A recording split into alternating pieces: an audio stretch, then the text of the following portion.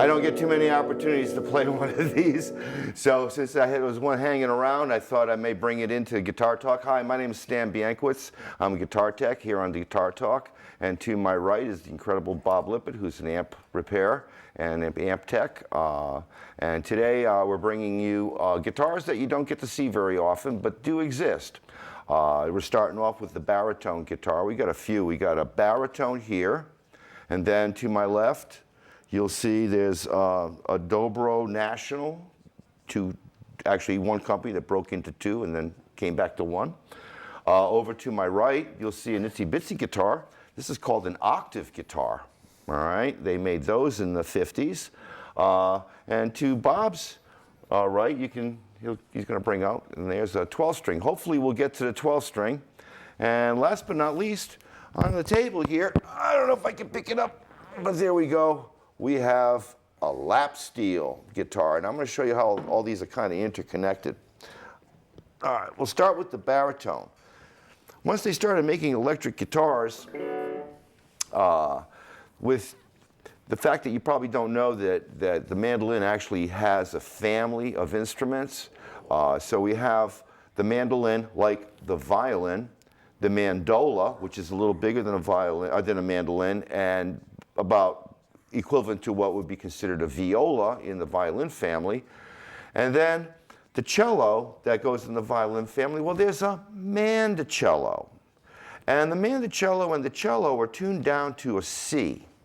Once you get to the mando bass or the upright bass from the, or contrabass or double bass, whichever you prefer to call it, in the violin family, they actually made a mandolin bass. And with the advent of those instruments kind of fading out in the late 30s, just before World War II, mandolin orchestras started to fade, but they had a heyday popularity from, let's say the mid-19th century all the way to almost the mid-20th century.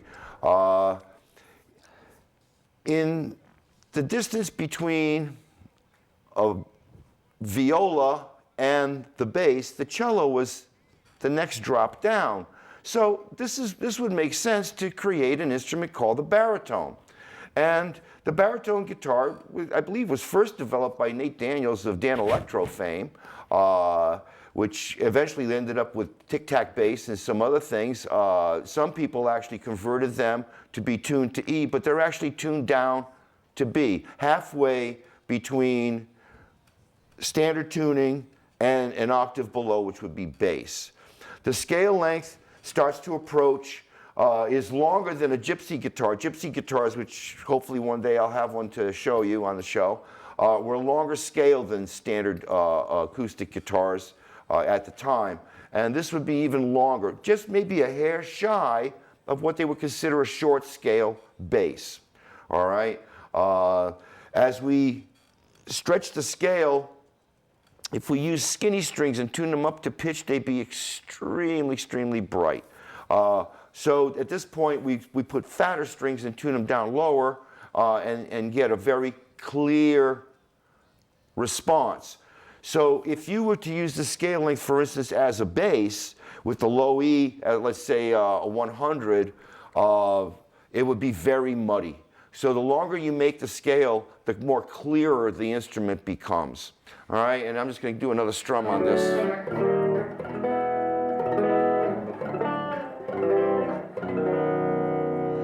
And that's the baritone guitar. So a lot of these instruments were used, well, they had to get figured out how to be used, because they would produce these products and people would go, what the heck, what can I use that for? Seemed to be a lot of 50s stuff that was done with the baritone. Reminiscent would be, well, in our age group, the spaghetti westerns of the early 60s with Clint Eastwood, a lot of baritone guitars in there. 50s, the late 50s, a lot of baritone instruments in there. So they had a heyday, and I guess they're coming back a little bit with the fact that a lot of low-tuned guitars now exist with the advent of bands like Korn. That's getting to be a 20-year-old band. Oh my God, time flies when you're having fun. Let me move over to another instrument that they created at that time. Bob, don't mind, thank you. And that's the octave guitar. Now, believe it or not, having some fun here. I should see if they work before I bring them up. So everything.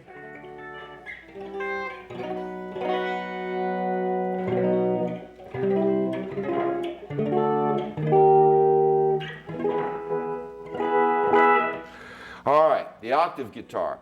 You'll see these not necessarily by themselves. This one I actually created knowing that they existed. Let me get rid of that background noise. I created knowing that they existed, and one of the people who had actually independent octave guitars, he had two of them, was my favorite Polish musician, Les Paul.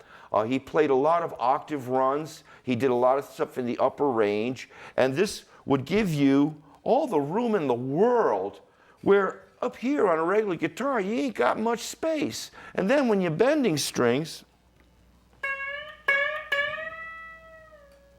up here, it's hard to bend. But over here, where you're in the center of the board, it's much easier.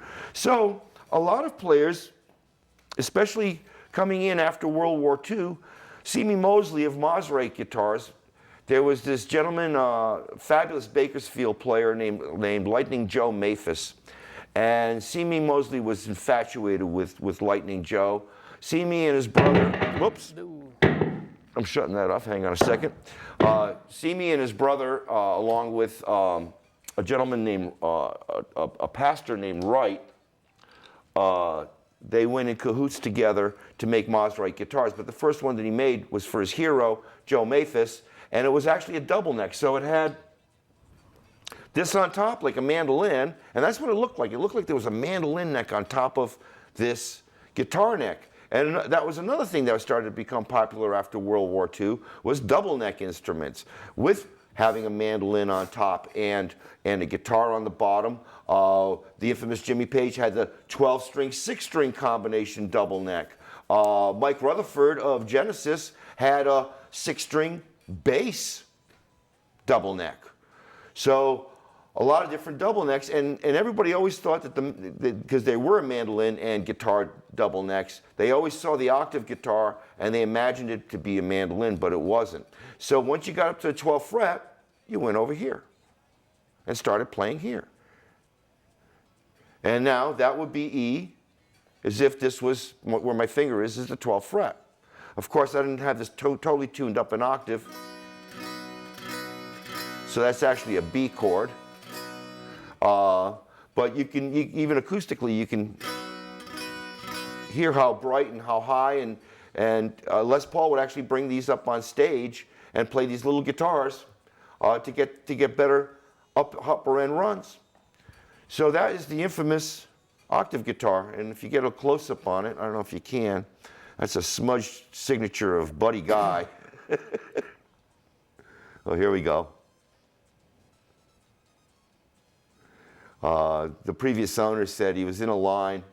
There was a little gap, you know, like the Academy Awards, and Buddy was walking down, and he was being pushed by people. You know, there are people behind you, and there are people in front of you.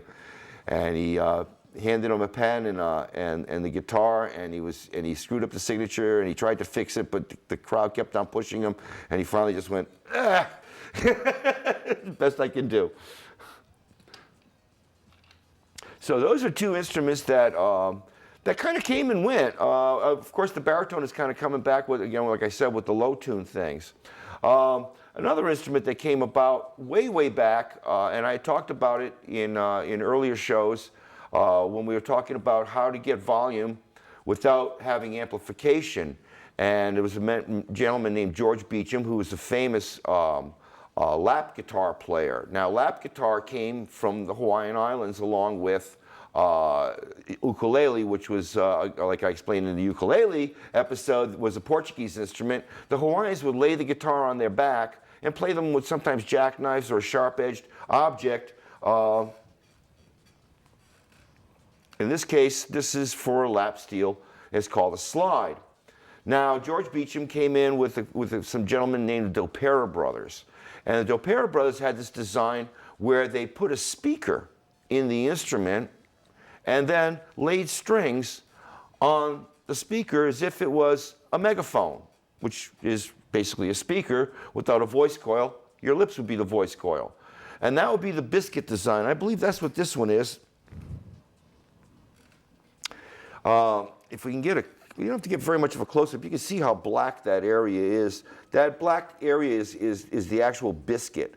It's the actual piece, it's a round piece that sits in place of your lips on the megaphone. And the sound gets pushed in and gets rebound out. Later on, other designs that came about were what they call the spider, where the speaker, as opposed to facing that way, was now facing outward. All right, like you would be looking, like right now, you'd be looking at the speaker, looking outward as if it wasn't a speaker cabinet, and there'd be this designed piece of white metal, and then in the center, there'd be a white metal space where there'd be a white metal slot to put the saddle into, and then that all sat on the outside of the speaker as opposed, and they went one step further and then did 3 small speakers with that spiderweb design. And in those design decisions, the Dobro brothers and Beecham had made their comes and goes, and some people liked the design, some people didn't like the design, some people didn't want them working for the company anymore because they didn't like the design. So there was one point in the late 20s, early 30s where National Guitars, the original company, split with another company where the Dobro brothers went on their own, and they called it Dobro.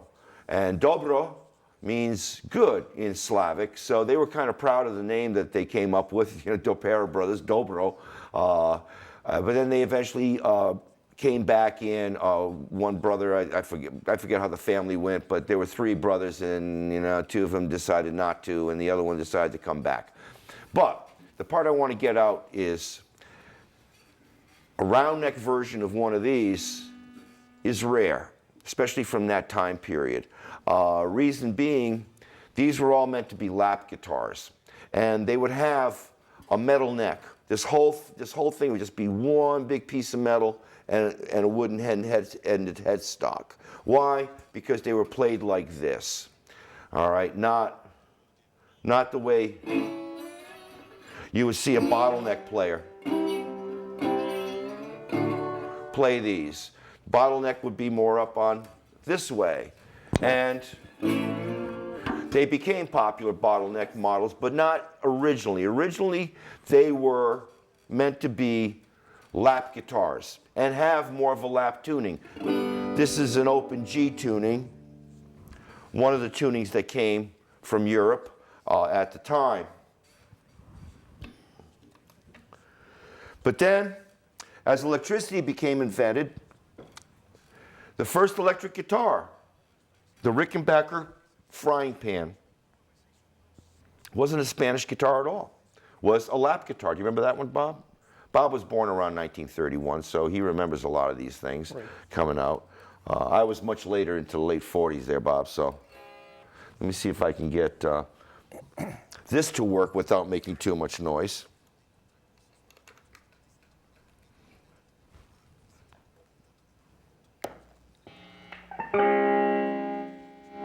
Ooh. Now, lap guitars you could tune them tons of different ways. And the most popular tuning would be a 6 tuning, or in this case a C6 tuning, which is also the Hawaiian tuning for the ukulele. Now, a C6 tuning on a guitar is really easy. Put a capo on the 5th fret and ignore the low E and the low A string, and there's a 6 tuning.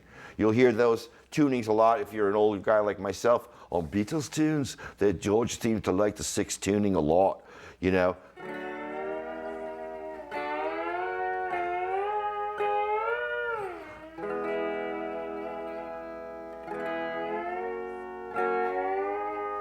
Now, the 6 tuning, and then that infamous lick from Warner Brothers. I was telling our studio director that Freddie Tavares, one of the designers at Fender, was the guy who actually played that lick. There was a lot of lap steels were actually in some cases more popular than standard guitars, and lap players would seem to get a lot more gigs than a lot of standard guitar players, because you only need one guitar player in a jazz band, you know, a big band and that kind of stuff, whereas you had guitar players and you had lap players, and eventually this turned into the instrument called the pedal steel. All right, and what the lap players were always trying to do were to traverse keys, and they would try to come up with different tunings. You could order laps with as many strings as you wanted to. Now, obviously, the most common would be the 6-string like this one, but I have seen them with 12 individual strings, not a 12-string guitar like we're going to show you in a second, but 12 individual strings. So you could play all these other notes. That eventually led to a double neck instrument called the pedal steel. And the pedal steel had a few other tricks to go along with it. It had levers that you could move with your kneecaps, and then you had pedals you could step on with your toes. And what they would do is they'd bring up one string in pitch. So if you had, let's say, a minor chord, and you bent the flat 3 up to the natural 3, that would now be a major chord and would be a lick, quote unquote. L at the beginning and K at the end. What's the spell, Bob? Backwards, it's K. Yeah, backwards it is. Oh, bad news. So these pedal steels were invented, and there'd be 2 tunings, which actually brings us into another instrument called the sitar. But there are 2 tunings. There's a tuning called the E9 tuning, or E7 tuning, I think it is, and that's for sharp keys. And then there's the C6 tuning, which is for natural keys, and they would bend up. You could bend up notes and make these little cool licks, and so you know, I think Aloha Hoi was played.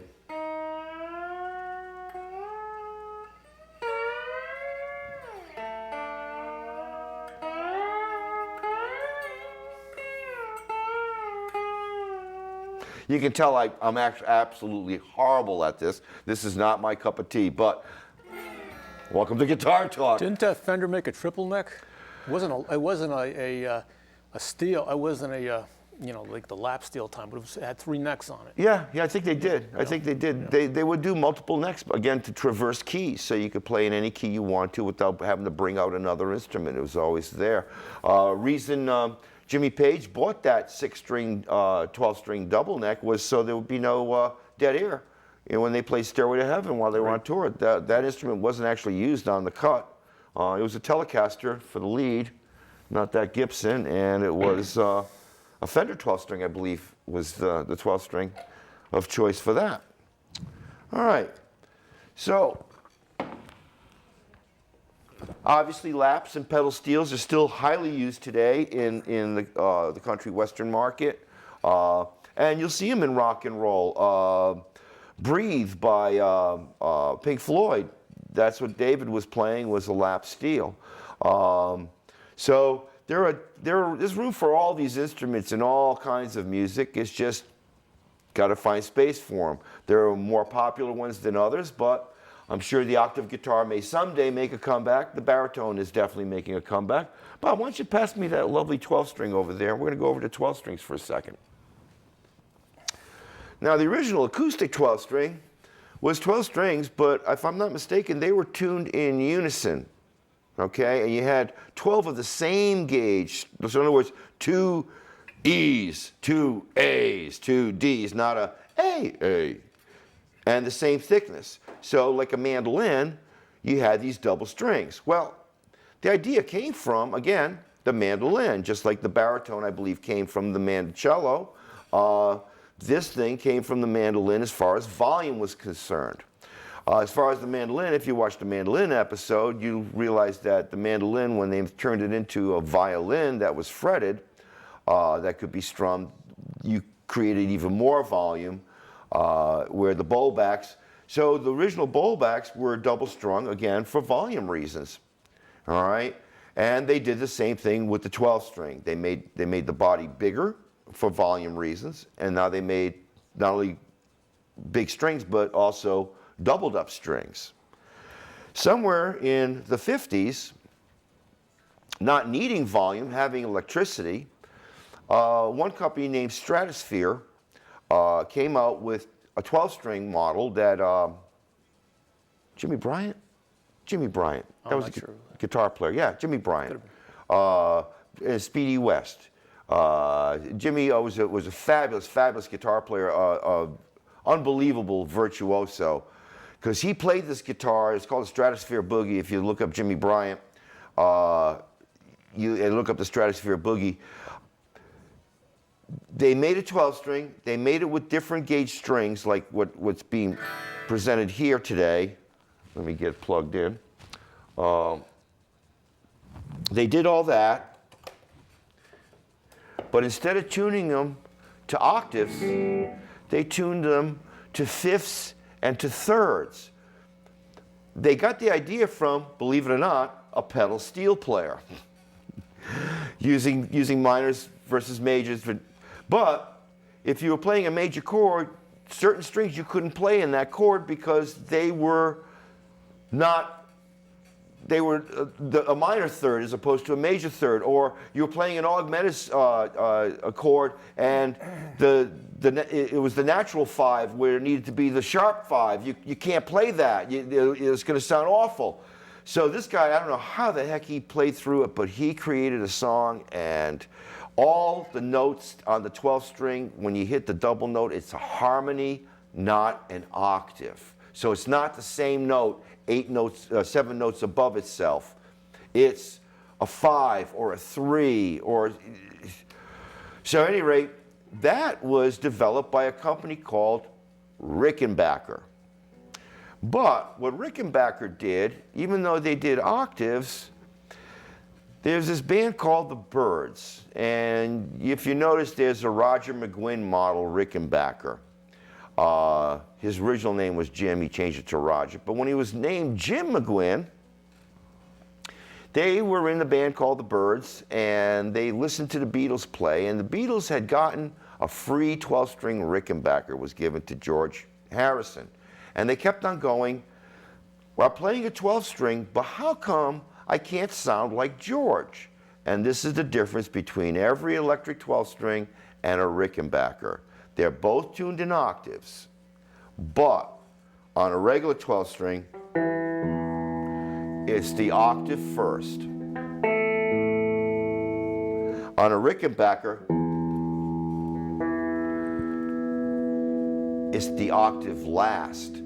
And that's the part they couldn't understand. That's the part that Roger goes, actually, he was still named Jim at that point. Jim goes, oh man, we're so close, but why doesn't it sound? So they went and they looked at a Rickenbacker, and that's what they found out.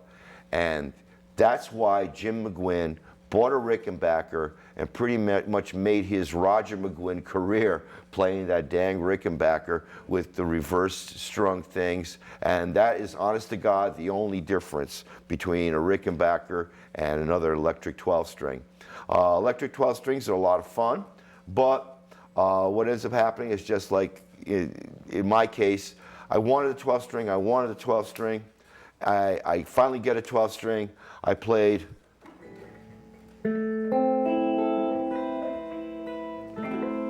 Stairway to Heaven, Black Mountain Side, and then I put it away, and more friends have used it than I have in sessions.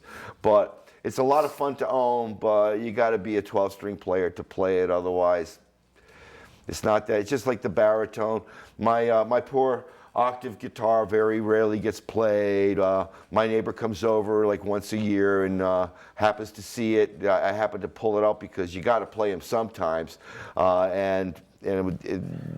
He'd come over, he goes, oh, that silly thing again. About 2 hours later, we have a lot of fun. About 2 hours later, he'd go, well, see you next year. Because they're interesting to play for that moment if you haven't played. Would you want to play a 12-string?